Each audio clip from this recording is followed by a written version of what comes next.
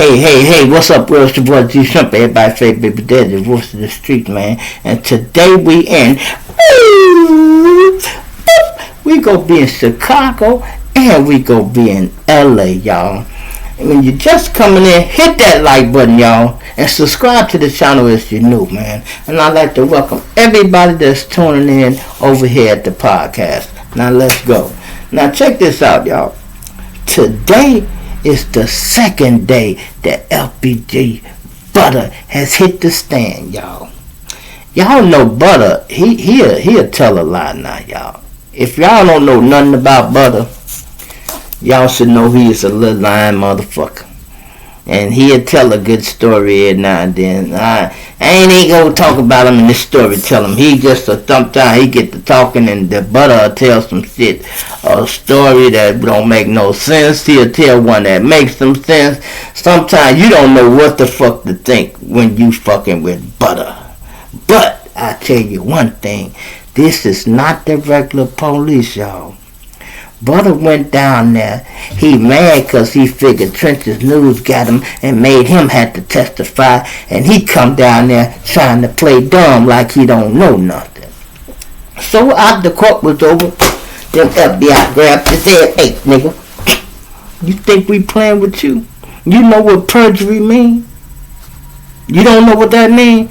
That mean you lied on the stand, boy, and it's a timeless charge. You know perjury can carry anything from 1 day to 100 fucking years, y'all. You hear me? I'm gonna say that again. Perjury can carry anything from 1 day to 100 years. That means it is a timeless charge, y'all. You can sit in there until the judge or the DA say you can come home. And if they never say it, you'll never come home. So they told him, hey, and you know you signed papers and we paid you a little bread. You better tell the truth. So today when he went on the stand, he had to admit that K.I. killed OD, y'all. We knew that because the reason O'Brock was on her ass, y'all, she took his gun when she killed him. I was wondering when I wasn't in tune at first when they was telling the stories of K.I., when I seen it with the gun, what was the significance of the gun? It was just a .357 or .38, whatever that big motherfucker was. I'm like, okay, she got the gun. Okay, what the fuck? You know, everybody, this the famous girl, this did this and that. Then I started getting in tune with the story, and I realized, oh, she got so close on DB, y'all. When she killed him, he dropped his gun, y'all. And she picked it up.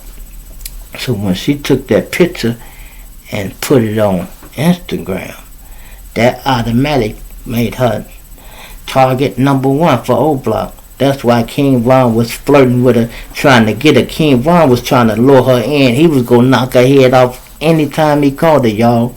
And she knew it. She played with him a little bit, but she knew he didn't like her. She knew that. And he respected her a little bit too because he was a shooter. But he was going to shoot the bitch. It didn't matter how much he respected her. And I mean that respectfully, y'all. I just used that word. But he was going to shoot her ass anyway. And when he caught up with her, he whacked her, y'all. Now, BUTTA lied and said King Von didn't do it. We call that keeping it in the street. He kept it in the street. He could have been told on Von. That's why when Von got a little money, he sent BUTTA back on the player side like, nigga, you know me, I know you, you know we ops, and you know you seen me pop your sister. He coulda, you know what I mean, told. The police even knew it. When BUTTA got to the hospital, BUTTA say they told him, hey, King Von shot CHIRAQ. Your sister dead, nigga. He didn't know she was dead, y'all. He knew they both had got shot up, but he didn't know she had passed away. And you know, that ain't nothing you can tell. Niggas don't tell like that. Now, you probably wondering why he telling that. Telling on murders and shit is totally different from, you know, this here is told two different things, you know, although it's still a murder case. They making him admit something. All they just trying to do now is show how long the beef been going. And then why these guys probably whacked Duck like they did. They trying to show how long this beef been going on. That's the only reason K.I. death is even relevant in this case, y'all. You know what I mean? Otherwise, why would you even bring it up? It would be no need. But they trying to show why the hit was placed on Duck and why it's been going on so long. And all this might help. Whatever happened with the old Block 6, that Rico is coming next.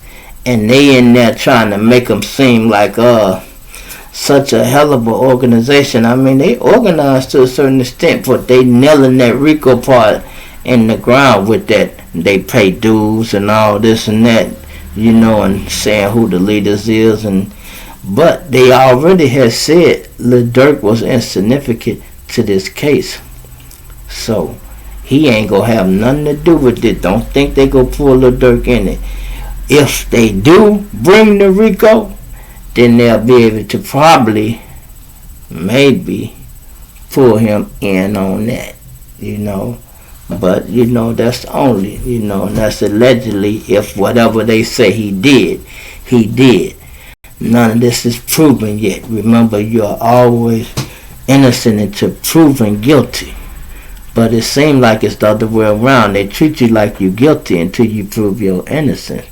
Because if I was innocent until proven guilty, you should leave me out of jail. And I shouldn't be locked up until I'm convicted. Then you cuff me up and treat me like I'm guilty. But right now, if I'm supposed to be innocent, why the fuck am I sitting in jail? You know, outlaws is real funny, y'all, but they work if you think they work, depending on who you ask. Depending on who you ask, man. And we go come back to this story. Let me just say this, y'all. Y'all do know Keefe D, right? He's fighting his murder in L.A. Well, they say Keefe D been getting a lot of problems, y'all. They say he done got beat up like 3-4 times. He done got stabbed twice. Keefe D is trying to get moved out of that jail, y'all. So it must be a lot of blood there. And you know they rode with Pac. And not to mention all them interviews Keefe D did. But that last one, when he was laughing like, man, Tupac, when I shot him, man, he would break the edge of this shit. That shit there, I knew that shit was going to rub a lot of people the wrong way, boy. I'm talking about it is some real Tupac fans, y'all. And I swear to God, I hate to say it, if I was in there, I'd have got on his ass too. I'd have been like, this the whole ass nigga just laughing at Pac, the man I'd have stole on him. Tupac. Now you know how many people fuck with Tupac? There's some people in there that knew Tupac from just acting and want to ride for him for acting. Some people that didn't even know about his music. I mean, Keefe D, you should have really took that to your grave. Ain't no way you supposed to have been doing a promo run. And I know you might have thought you had immunity, bruh. But man, you got to know murder has no statute of limitation on it. And you should have been a little smarter to know, hey, the LAPD ain't got nothing to do with Las Vegas. And then to make it so bad, you had a house in their jurisdiction, bruh. That's even worse. You should have been in New York some motherfucking way. Ain't no way you should have had no house in Vegas. And you got a case like that and you running around speaking on it, got Netflix running, you selling a book, a Compton legend, Compton Street legend. Well, they go have to change the name of that now. Compton Street legend goes to the penitentiary. Man, that's bad. And then he done got all fat. Now, y'all, he can't even really fight, you know, now. He older, you know, just... But I'm wondering where the Crips at. Y'all ain't holding them down? Y'all letting motherfuckers just beat them up like that? Shit, I ain't even heard the guy who killed Nipsey. Shit, he ain't got that much trouble. You know what I mean? He ain't even got that much beef. But that lets you know that Nipsey situation was sanctioned, boy. Don't be no fool. That shit was sanctioned, boy. Nip got too big, as they said. Nip outgrew the program and thought, otherwise, that boy would be catching hell in jail, just like Keefy D is. You feel me? But anyway, back to this FBG BUTTA situation, y'all. It's really crazy, man, that the man had to do this time. That he got him on the stand, and he had to come clean, and he been lying all on DJU. He sweared up and down King Von didn't kill the man. Even when King Von was dead, he was still lying. And I'm wondering, okay, now, what's the purpose of keeping the lie? He dead now, you know. And why take the feds to shake it out of you? Why you couldn't come clean on your own? At least to the guys, but anybody that knew already knew, because we've been knew. Us guys on the street, we've been knew, you know. We've been knew, y'all. And that's just crazy, y'all. And then they dropped that bag on Duck like that. When Duck made that statement, that last song, y'all, because they been slanging mud in these records. You know what I mean? You could say, I can't. Somebody leave in the comments, was the computer this before Wooski had got shot or after? It had to be before.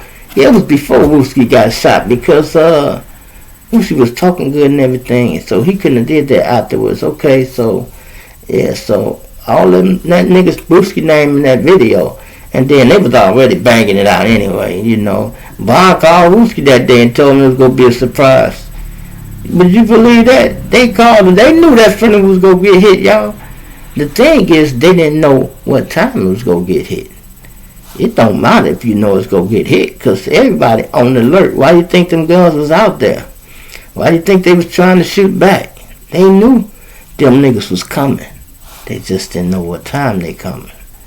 See, one thing y'all need to realize, when a gangbanger gets shot at, it's never a surprise. You always looking for it. The thing is spotting which way it's coming from. You know it's coming, but you got to pinpoint where it's coming from. You looking at every car anyway. You walking and you looking. It's like you walking on eggshells, and when that car pull up, I knew these bitches gonna try it. And there it is. If you got that thing, you know what to do. If you don't, you also know what to do. You got to hit it. You know what I mean? What Jesus said, you ain't strapped, then you better do it. Yeah. It's just that simple, y'all. If you ain't strapped, then you better dip. Ain't nobody playing. People talking all that shit. Man, I don't run. Okay. Okay, well, don't. Stay there. You know. See how that work out for you. You know. It's free people to die standing still. You know, you can stand still if you want to. You know, I got a little partner that died years ago, many years ago. Had balls. I walked up on him. One nigga ran. He like, I ain't going nowhere. And they put one dead in his motherfucking dome. Avon, that's probably the first murder ever happened in Rock Island. The first murder. I seen one of the lords had a coat on, said Avon, and it said, know your history. And I'm like, yeah, some of them guys won't. I'm original, so I know what he talking about when he said that. That's the original person to get whacked over there. And then, bam, got touched, but he didn't get killed in Rock Island. He got killed on the drug deal out there in Argyle Garden, man. These streets always been grimy, y'all. You know, it's always been grimy. That's why when you make it through and you get rid of your enemies or get out of the street, you stay out the way. You know, you don't try to jump back in the way. You don't try to get a second run at a second chance at this and that. If you make it through the first time, whatever you did or didn't make, or whatever reputation you didn't make when you was in the street the first time, you don't go back for seconds, bro. No, this ain't no buffet. You do not go back for seconds.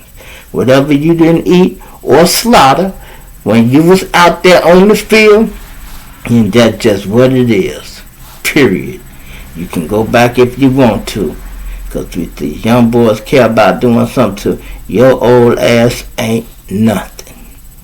Period. Remember how wild you was when you was young. Now I ain't saying you got to take no mess off of them, but just let them play.